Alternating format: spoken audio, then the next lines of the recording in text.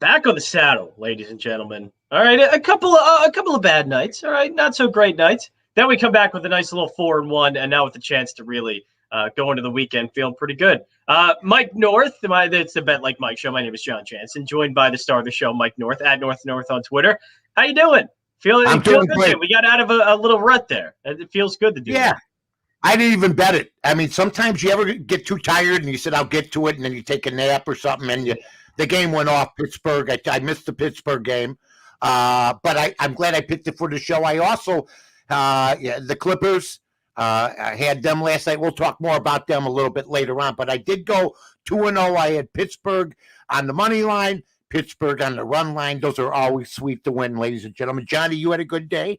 2-1, so we go 4-1 all together, baby. Yes, going into the weekend. Yeah, that's got to be a good feeling after not a so great start to the week. Well, do you have to keep bringing that up? We're on to the new thing. Quit bringing up what happened 2 days ago. 2 days ago, I went to the bathroom. I stunk up the bathroom. Today it was sweaty. It smelled like roses. I do that. I do that every day. I know. It never smells like that's roses. Why you need the battle-tested general, the scarred general, the man that's been through all the wars. But we got some good stuff to talk about. I'm going to start off with betting of golf. It's, the Travelers to me is like the Masters. I can't imagine like 3 years ago, I never gave a damn about tournaments like this. But you've got some big names in this thing. You got Dustin Johnson. You got Bubba Watson. You got a lot of other big players in this thing. Hitting birdies. Yeah. Or Eagles, excuse me.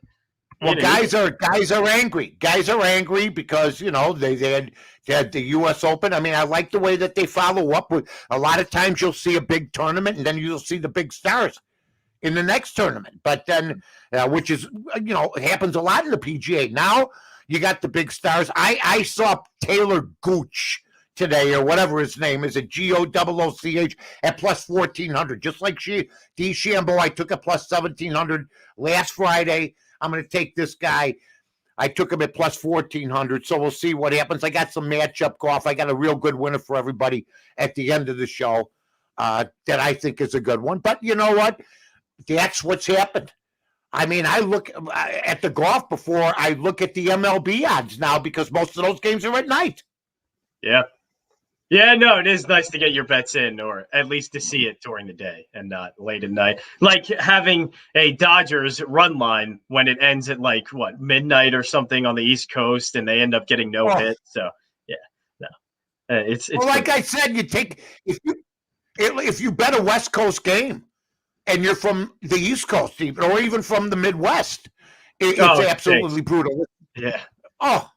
The thing I like about golf is, like, right after this show, I might put another matchup down. I don't have anything special. Well, I know the one matchup I'm going to give out, I'm going to put down, which is fun because that's what I do usually, folks. Now, I couldn't fall asleep and miss a bet that I would lose. Okay, right? No, I go to sleep and that's how it always. But at least because like John said, I was cold before yesterday. So now you got yourself on a little bit of a heater. Do you do anything on golf? Because I don't think you do that much, right?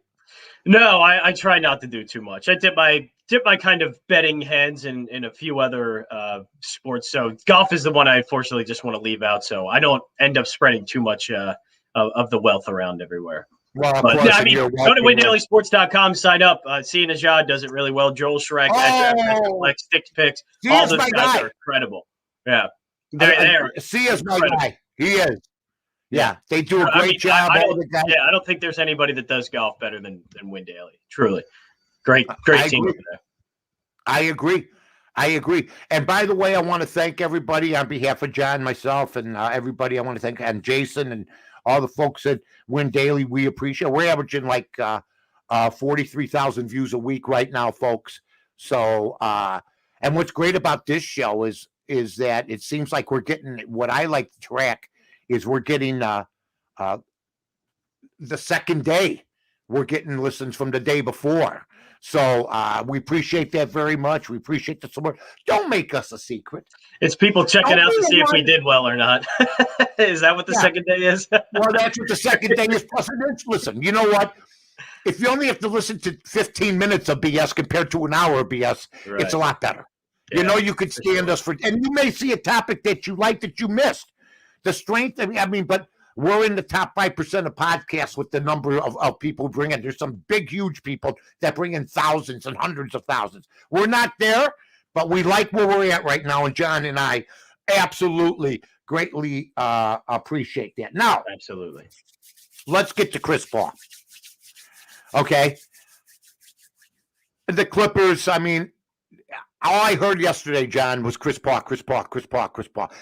And I said on this show, he's not the guy that stirs the drink. It's Devin Booker. Now, he had a bad night. They go 10 for 40. Yeah. But Chris Paul, this is, I've said this before, he's a regular season hero. Now, I got to be careful about that. And I could change my opinion if you show me something different. But Chris Paul is the second best player on that team. Hence, though, Devin Booker, who they were 2-0 again, he was 2-0 without Chris Paul, has the ball out of his hands more. Sometimes not dictating the action like he was. It would almost be like putting Chris Paul with Trae Young, without Trae Young handling the ball. You know what I'm saying? I think some of that falls into place. Now, I don't think they're going to go 10 for 40 again. But last night left you to remind you that the Clippers have won game threes every round, and yet they look like they could win this series. So I'm going to connect the dots here a little bit. So I love when you do that. Yesterday on Win Daily Sports, we had David Fizdale on, and he said, I like him. Yeah, and he said, the Clippers were able to kind of speed things up a little bit against the Jazz. They were able to win that. So I think we don't take a look at speed enough or as much as we should. When the Suns put in Chris Paul again, they slowed down. Half court. Yeah. Jeff Van Gundy pointed it out immediately. He's like, what? Carmelo. He's little Carmelo. When Carmelo gets the ball, it slows down. And yes, and we just got to look at Chris Paul as, it's a guy in his mid 30s, and he was off a week. It was slow. The offense did look a lot slower than it usually did. And so maybe that slowed down the pace enough for the Clippers to push the pace, and they look great. I think that might have had something to do with it. They really had to kind of figure out again how to make it work with Chris Paul. After the first two games were going really well, it does change things a little bit. Now, do I think the Suns will be fine? Yeah, I think they will. But it certainly wasn't changed that they didn't adjust well to. Okay, now let's go to another guy who I've barbecued over the years. Okay, he's not one of many, ladies and gentlemen, but Paul George. I have to give credit. I know he missed the free throws. Believe me, that harkens you back to why he gets barbecued every single year. He's another regular season hero. Yeah. But he came through. He's been coming through for the most part without Kawhi Leonard. I give him all the credit in the world. I think that the Clippers, I think they got something here. I don't know. What do you think? No, I don't want to go too far with that yet, because they have won these game threes, and I know they've been out to 0-2. So it is fair to go and look ahead and say, okay, they could probably win this series. I do think the Suns are a more complete team, and the Clippers, the longer they go without Kawhi, I think it's going to hurt them. Look, they look great at home, but yes, it took a really bad game from Devin Booker. Chris Paul, it could be the regular season thing, and postseason doesn't do well. I think he's been doing okay in the postseason. Just had a long layoff because they finished the series early against Denver. Then he missed the first two games because health and safety. He was out for a while. So I imagine there was a little bit of rust there. But I expect Phoenix to be okay in the long run. I really do. Now we got, and yeah, you do. And now we got the Bucks in Atlanta. Okay. I see the line again, 7.5 or 8. And I think people expect them to bounce back. Well, I know Trae Young, if they let him, I'm sure they'll adjust to his floater, have people step up. I think you'll see that tonight. But I'm sort of afraid to take Milwaukee. I think I've heard that a lot lately. We don't see the consistency. You see the opportunity where they could win by 20 or lose by 3 tonight. That's the way I'm looking at this. This to me would be a stay away as far as I'll pick for tonight as far as this game's concerned. Yeah, it's too much. I would expect to bounce back, and look, if this is going the same way the kind of Hawks-Sixers series did, Sixers bounced back in game 2. It was a little bit closer than people thought, but bounced back and won that one. But the Bucks, I imagine this to be another kind of close game, but the Bucks to end up winning it. But 8 points is just way too much. It is way too much to bet on. All right. There was a no-hitter, yesterday. The seventh one, which is an indictment on analytics in this game, an indictment on hitting coaches by not really good pitching or not good pitchers. Zach Davies at plus 225 going in. Congrats to anybody who took the Cubs as the Cubs beat him up. Walker Buehler, his spin rate down big time yesterday, and the Cubs win this game. But I got to be honest with you. I don't care if there was a no-hitter. That's what it's come to, John. This is the seventh or eighth one? I don't care. I don't know how you felt about it. It was a combination of guys. Was it a big deal to you? I know it's a big deal to me because the Dodgers have like $1 billion lineup. Yeah, right. That's the only mystifying thing to me about this. This is more an indictment on the Dodgers, believe me, than a pat on the back, even though it's a no-hitter, to the Cub pitching staff. What's your take? Yeah, it is that. I think that the overall point of we are seeing, I think, lesser than pitchers starting to do this kind of stuff. It's just that pitchers are, I think, across the board getting better. While hitting, though, it's going both ways. I think hitting is found a way to get better. And they're doing it right. Right. And hitters are regressing so much because they're going so far deep in analytics that they're going the opposite direction. So I just think it's the gap is getting wider because I think both are going completely different. These are bad pitchers. Zach Davies should not walk in. Yeah, he's bad. He should not. I don't care what the spin rate is. He should not. He's a nibbler. He should not walk into that stadium and throw a no-hit or throw a no-hitter for 6 innings. He shouldn't do it. Not with that lineup. The Dodgers, huge disappointment. I mean, over-under for total for wins, 103. I don't think that's going to happen. I mean, it's not going to happen. So I know they won it all with a shortened season. Maybe that's what they need. But this is more an indictment on hitting than a pat on the back by pitching. John can say whatever he wants about pitching getting better. I've watched Zach Davies. Okay? It's criminal that he threw a no-hitter. It is. Yeah. And I've seen Phil Humber throw a perfect game. And that was criminal. These things should not be happening in the major leagues, but they are, John. Yeah, it is. And they're trying changes, but I don't know. I don't know what baseball they've worked so much on not only just the baseball, but now trying to get pitchers out. Like it's been changing back and forth for the past 3 years now, from hitting too much home runs to now not hitting anything at all. So I don't know. This is a lot of baseball's issue that they've created, I think, more than anything else too. Well, I'll tell you what, it's amazing. I woke up and went, That is, it is unfortunate that is the reaction now. Because even I think that's most. I think you're not the only one. That everybody looks at, especially combined no hitters, and just go, that's all right. Not a big deal. Not impressed at all. I think the changes that you've seen that have happened in sports for whatever reason. The way that the game is viewed, the way that it's been administered over the last 10 years has been brutal to me. But it's still a great game. We're starting to see, I saw a guy, like I said the other day, get a hit to the opposite field with the shift on.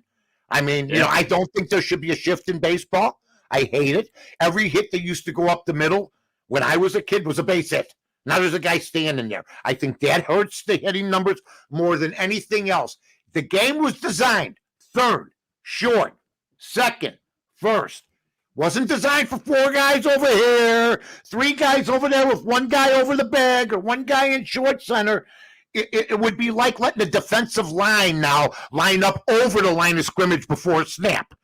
If you take the shift off, John, and put it back third, short, that's the way the game was designed.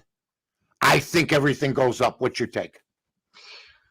I'm okay with the shift. I don't. It's like, maybe there are like some restrictions to it that you should do, but it's like the NFL. Like you on defense, you don't line it up over the center, but you do add in a third cornerback whenever they put in a third wide receiver. You go with whatever the offense does, and it's up to the offense to beat it. I think hitters just need to get better. I agree with that too. I mean, the Because hitters have a responsibility. I think that's the simple solution. Hitters get better, and then it stops. Right. I would punt all the time, man. I'm not kidding you. I mean, that's a dream come true. When we were kids growing up, a shift would be a dream come true because you had to learn to hit all fields. They don't hit all fields now. They don't belt with men on first and second in the bottom half of the ninth in a tie game anymore. Yeah. I saw it the other night. I was so happy. But you have to execute. I don't think baseball teams work on it enough. I really don't. I think some managers are afraid to tell big money hitters to lay down a bunt, to sacrifice late in games. Yeah. There's bonuses involved. I mean, seriously, if you got men on second, third, even with Tatis up, okay? Even with Tatis up, if I'm a manager, I'm going, if men are on first and second, nobody out, and Tatis is up, I know it's hard to tell them to not swing away, but if there's nobody out, I put the bunt down. Then you got one out. But then you got war in the clubhouse. Am I right or wrong? Yes, I would say you're right about that. Yes, Bryce Harper would not lay down a bunt because he's a $300 million player, and you don't ask that player to bunt. Yeah. I love it. All right, let's get to our picks. It's great stuff.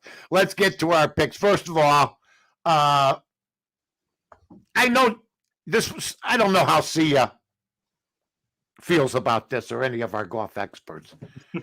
But when I bet golf, like I had John Rahm last week, I picked 6 guys, 100 a guy. I ended up winning 1,100 on every 100. And I had to keep out guys like Koepka, Morikawa, Oosthuizen. I kept out some guys. So you have to pick the top 10, and then you take 6 guys, which I'll do. But I laid down an early bet on Bryson DeChambeau and to win it all, and he laid an egg on Sunday, believe me, when I tell you this. All right, I put down plus 1,400 Taylor Cooch up today, okay? But I saw a matchup, Keegan Bradley, it'll be coming up, and this will be one of my picks. Keegan Bradley against Justin Rose, and Keegan Bradley's minus 130. Maybe I'm wrong. That seems weird to me. That's why I'm going to take Keegan Bradley. Nice. A gut feeling to beat Justin Rose, because when I think of the two guys, I think of Keegan Bradley. They're all millionaires. They finish in the top 20, the top 30, every tournament. I mean, like Matt Kuchar. I think of the guys that are millionaires that win. I think of Justin Rose. I think of guys like Keegan Bradley that are guys that can finish in the top 20. Yet I see that favorite. I'm taking Keegan Bradley. What's yours, man? I'm going to go first one, and I'm just going to do it so I don't back out of it because of emotion. But I'm going to take the Mets over the Phillies in game 1 today. Only a 7-inning game, doubleheader. But I'm going to take the Phillies I'm going to take the Mets, game 1. Taijuan Walker is much better than Aaron Nola at this point. Mets are minus 120. Mets are great at home.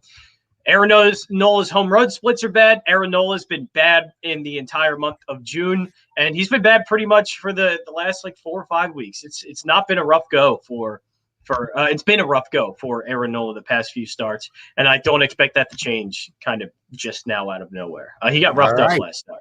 All right. I'm going to go next with a game tonight. Minnesota needs this game. I know I've been saying that all year, and every time Minnesota needs a game, they get their ass kicked. Okay? Well, they're playing Cleveland, and the only way to make up ground, and I know Quantrell's going for Cleveland. He's been good. But I'm going to take the Minnesota Twins as a favorite in this game. Another minus 130. I might be 130 to death by the time this day's over the Cleveland Indians. I like the Minnesota Twins. Next one, Johnny. I like Cleveland. That was exactly where I was going.